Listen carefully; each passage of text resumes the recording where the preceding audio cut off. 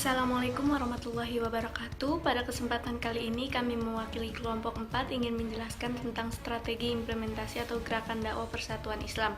Nah, di sini saya akan menjelaskan apa itu persatuan Islam. Persatuan Islam atau disingkat dengan Persis ialah sebuah organisasi Islam di Indonesia yang mana didirikan pada tanggal 12 September 1923 oleh suatu kelompok tadarusan di Kota Bandung yang mana dipelopori oleh Haji Muhammad Zamzam dan Haji Muhammad Yunus, dua orang saudagar dari Palembang. Bersama dengan jamaahnya, mereka pun mengkaji serta menguji ajaran-ajaran Islam dan mereka menjadi sadar bahaya atas keterbelakangan, kemujudan, penutupan pintu ijtihad, taklid buta, dan serangkaian bid'ah. Kemudian Persis ini didirikan dengan tujuan untuk memberikan pemahaman Islam yang sesuai dengan aslinya yang dibawa oleh Rasul Shallallahu Alaihi Wasallam dan memberikan pandangan berbeda terhadap pemahaman Islam tradisional yang dianggap sudah tidak orisinil karena bercampur dengan budaya lokal, sikap taklid buta, sikap tidak kritis dan tidak mau menggali Islam lebih dalam dengan membuka kitab-kitab hadis yang sahih. Oleh karena itu, Persis mengenalkan Islam yang hanya bersumber dari Al-Quran dan hadis. Penamaan organisasi ini diilhami dari firman Allah dalam surat Ali Imran ayat 103 yang mana artinya adalah dan berpegang teguhlah kamu semuanya pada tali agama Allah dan janganlah kamu bercerai-berai dan ingatlah nikmat Allah kepadamu ketika kamu dahulu pada masa jahiliyah bermusuhan lalu Allah mempersatukan hatimu sehingga dengan karunia-Nya kamu menjadi bersaudara. Sedangkan ketika itu kamu berada di tepi jurang neraka, lalu Allah menyelamatkan kamu dari sana. Demikianlah Allah menerangkan ayat-ayatnya kepadamu agar kamu mendapat petunjuk.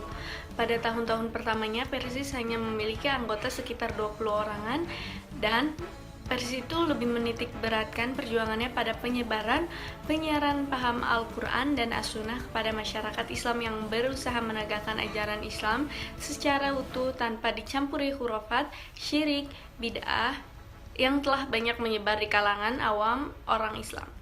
Bukan untuk memperbesar dan memperluas jumlah anggota dalam organisasinya.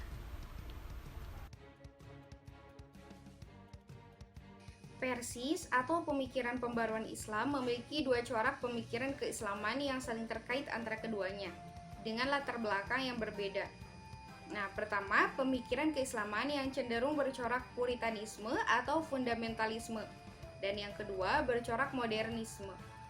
Nah, gerakan pemikiran yang pertama lebih dipengaruhi oleh pemikiran yang bersifat renungan setingkat introspeksi. Ketika melihat kenyataan mengapa dunia terjajah oleh bangsa lain, baik secara fisik maupun mental intelektualnya. Hal ini terlihat dari pemikiran keislaman Muhammad ibnu Abdul Al-Wahhab, misalnya pemikiran tentang tauhid. Nah, menurutnya, tauhid umat Islam telah dirusak oleh ajaran tarekat dan animisme. Ajaran tarekat menyebabkan seseorang tidak berdoa dan meminta langsung kepada Allah, tetapi memakai para wali dan guru tarekat sebagai perantara.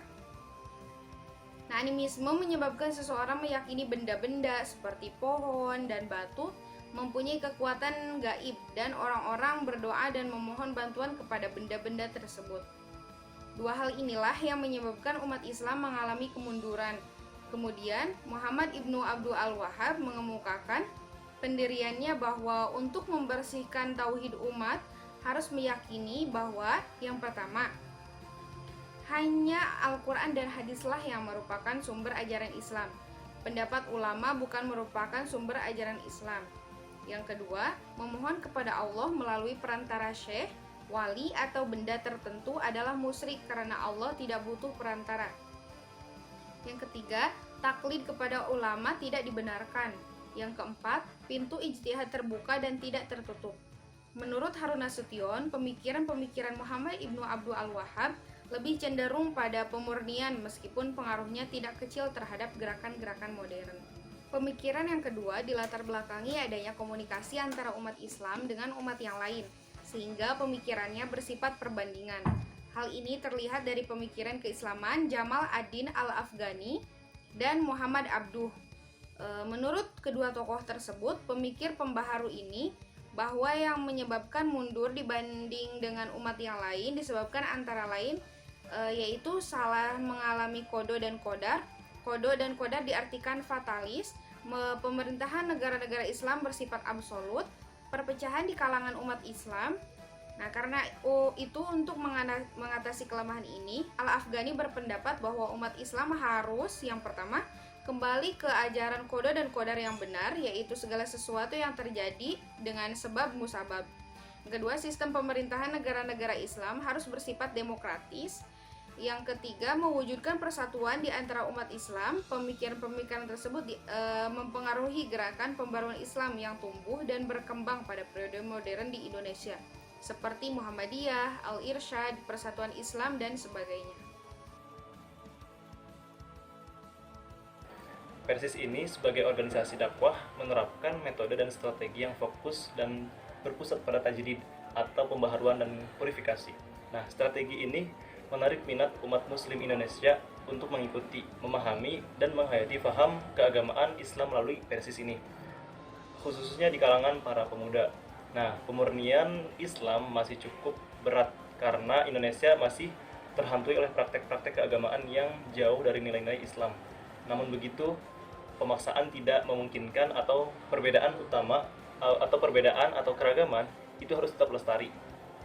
Nah, Persis ini menjelma menjadi organisasi yang concern terhadap ajaran Islam yang murni dan menjadi organisasi yang paling menentang praktek bid'ah, terus khurafat, terus tahayul dibandingkan organisasi-organisasi Islam lainnya. Nah, ciri khas dari gerakan dakwah Persis ini adalah menitik beratkan pada pembentukan pemahaman keagamaan yang dilancarkan melalui pendidikan, terus pengetahuan, dan lain sebagainya. Pendidikan Persis ini dibuktikan dalam bentuk pesantren atau sebagai media pembinaan dan dakwah serta pendidikan formal dari jenjang Rodotul Atfal atau TK, PAUD gitu sampai perguruan tinggi. Nah, strategi ini dapat dipisahkan dengan metode maksudnya strategi ini tidak dapat dipisahkan dengan metode dakwah. Mengingat dakwah Islam itu bertujuan menegakkan amar ma'ruf nahi munkar. Nah, pendekatan dakwahnya ini menggunakan dua cara. Yang pertama itu dakwah struktural dan yang kedua itu dakwah kultural. Dalam konteks kultural ini, ide tajdid dan ukhuwah adalah jawaban dari problem solving. Adapun dalam konteks struktural dibuktikan saat bergabungnya Persis dengan Masyumi dan menempatkan Islam sebagai jalan penuh dalam kehidupan berbangsa dan bernegara. Nah, melalui strategi dakwah ini dapat merangkul berbagai pihak yang memiliki kepentingan yang sama, mengantarkan menjadi energi yang mampu menembus batas perbedaan organisasi dan menghilangkan warna individu dan kelompok. Artinya, Persis ini berusaha untuk menyatukan atau menggabungkan semua umat Islam dengan suatu cara tertentu agar tidak terpecah belah antara kelompok ataupun individu yang lain.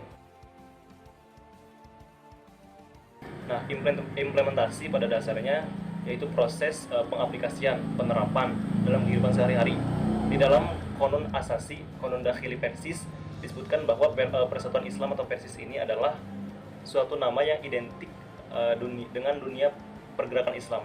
Adapun pendukung dari proses strategi dakwah Persis ini diantaranya ada dua. Yang pertama, kepercayaan yang telah didapat dari masyarakat umum, dan yang kedua, tersedianya fasilitas pendidikan dan ruang dakwah yang menunjang proses pengimplementasian tersebut. Selanjutnya, pemahaman terhadap kondisi sosiokultural ini, suatu masyarakat jelas membawa pengaruh signifikan terhadap keberhasilan dakwah atau keberhasilan upaya dakwah Persis ini. Pemahaman yang komprehensif tentang karakter masyarakat adalah pertimbangan utama dalam menentukan strategi dakwah ini. Hal ini sangat memasukkan setting kultur keagamaan objek dakwah sebagai bahan pertimbangan dalam merumuskan strategi dakwah yang akan menghasilkan strategi dakwah yang efektif dan efisien dalam level implementasinya yang akan datang. Nah, mungkin cukup sekian penjelasan dari kelompok 4. Saya perwakilan dari kelompok 4 memohon maaf undur diri. Mohon maaf jika ada kesalahan, kekurangan. Wallahu muwaffiq ila aqwamit thoriq. Wassalamualaikum warahmatullahi wabarakatuh.